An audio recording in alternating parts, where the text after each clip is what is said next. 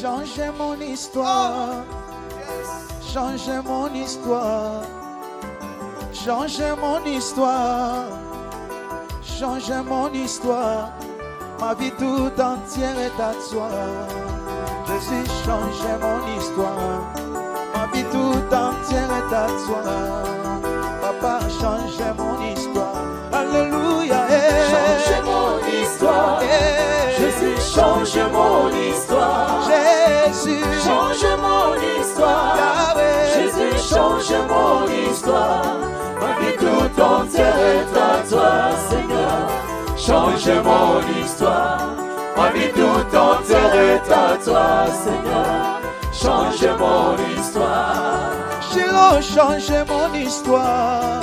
Jésus, change mon histoire.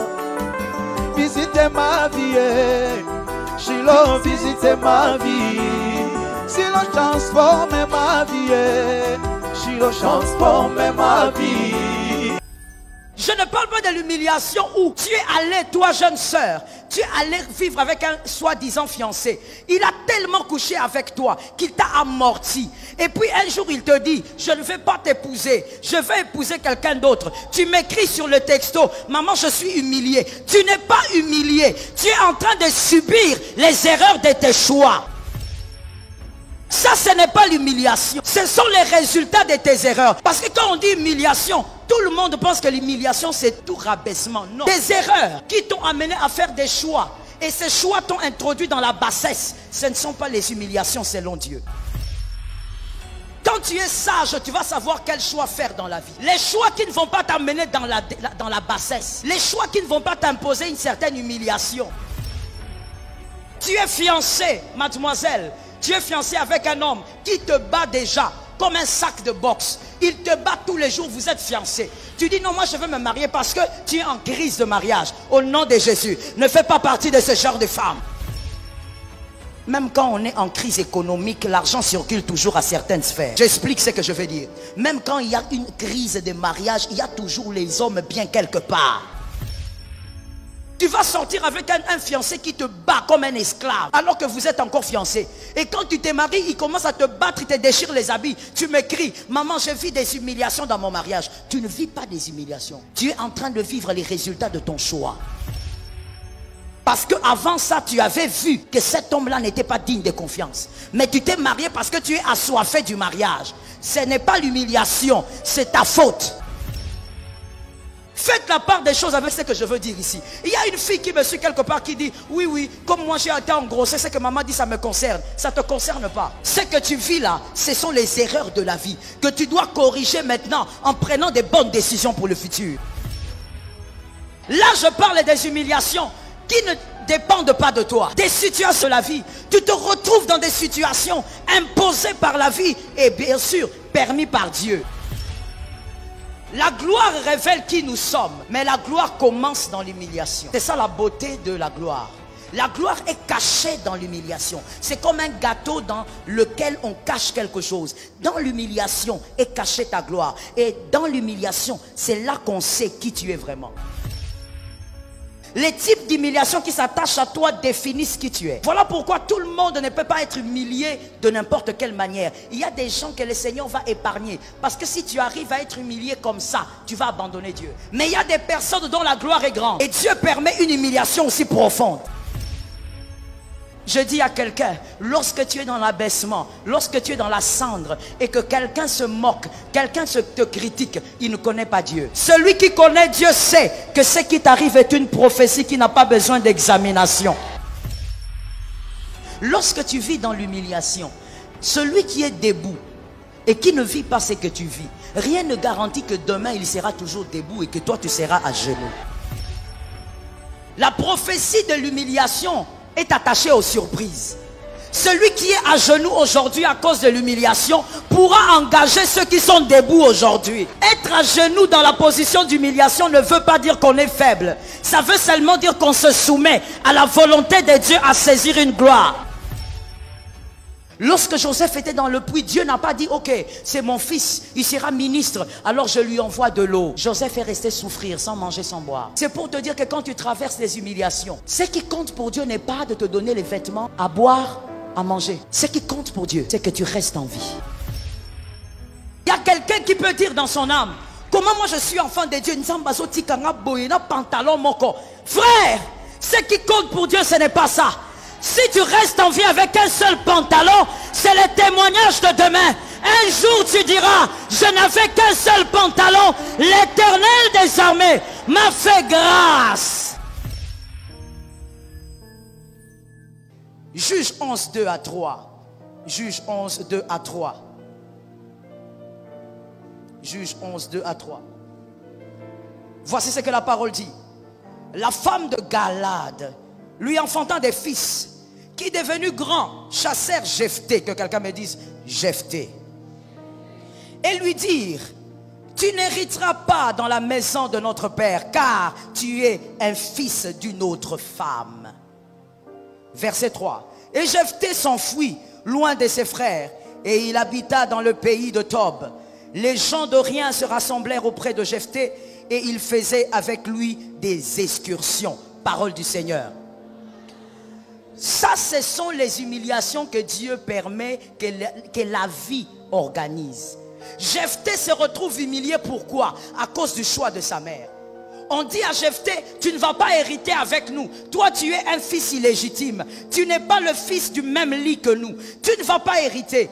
Jephthé se retrouve dans l'humiliation, pas parce qu'il a décidé, pas parce qu'il a fait des mauvais choix, mais il se retrouve dans l'humiliation. Les circonstances de la vie ont placé Jephthé dans l'humiliation. Je parle à ces gens-là ce matin.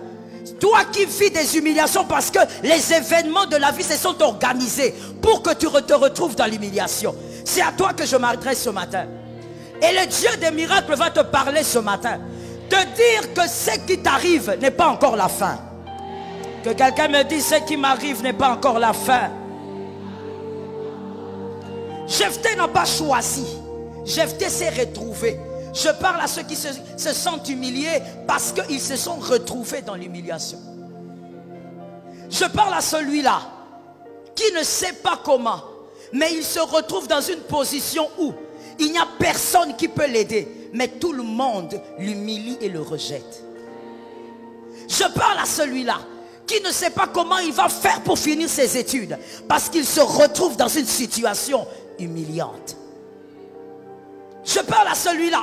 Dieu a permis les humiliations dans ta vie et tu ne sais plus comment faire.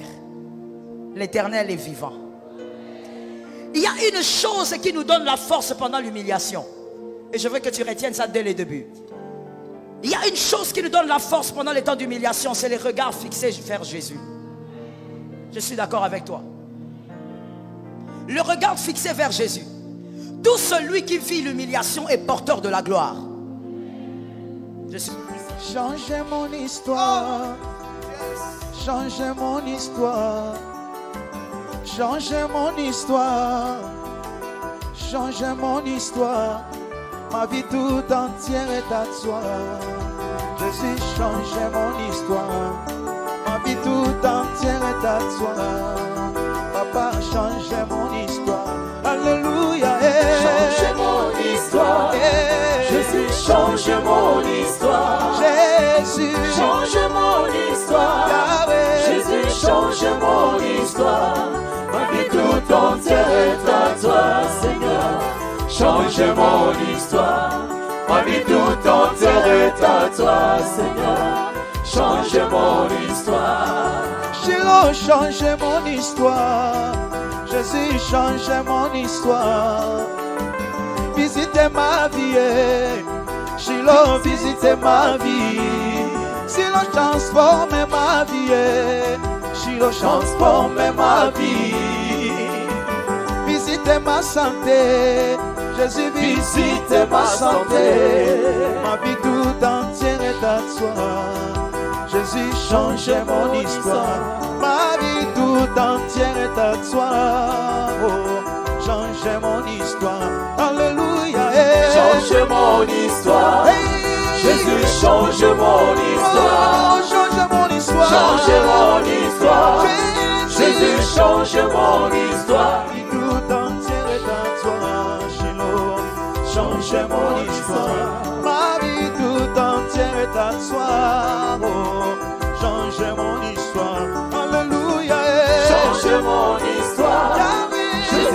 change mon histoire. Oh Jésus, Change mon histoire. Alléluia. Jésus, change mon histoire. Ma vie tout entière est à toi, Seigneur. Change mon histoire. Ma vie tout entière est à toi, Seigneur. Change mon histoire. Jésus, change mon histoire. Change mon histoire. Jésus, change mon histoire. Change mon histoire. Ma vie tout entière est à toi, Jésus. Change mon histoire. Ma vie tout entière est à toi. Oh, change mon histoire. Alléluia. Change mon histoire. Jésus, change mon Allez, histoire. change mon histoire. Change mon histoire. Seigneur. Jésus, change mon histoire. Alléluia. Ma vie tout entière est à toi, Seigneur. Change mon histoire. Jésus. Ma vie tout entière est à toi, Seigneur. Change mon histoire. Jésus, visite ma vie. Visite ma vie. Papa, visite ma santé. Jésus, Visite ma santé. Papa, visite mon pays. Visite mon pays. Ah oui, transforme ma vie, Jésus. Transforme ma vie. Ma vie tout entière est à toi, Shiloh. Change mon histoire. Ma vie tout entière est à toi.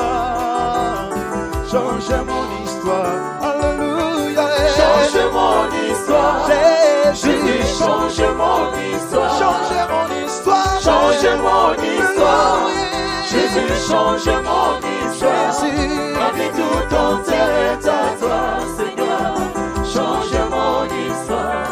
Ma vie tout entière est à toi, Seigneur. Change mon histoire.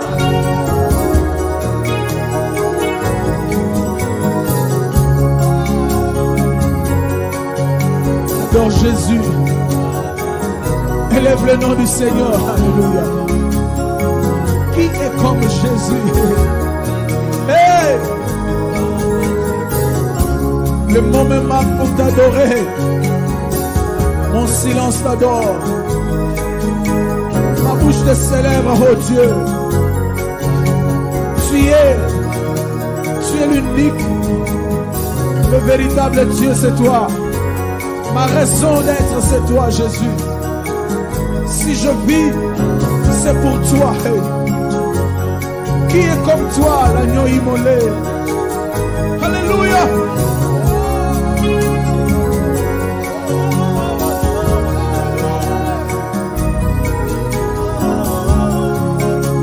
Dis un mot à Jésus. Dis un mot à Jésus.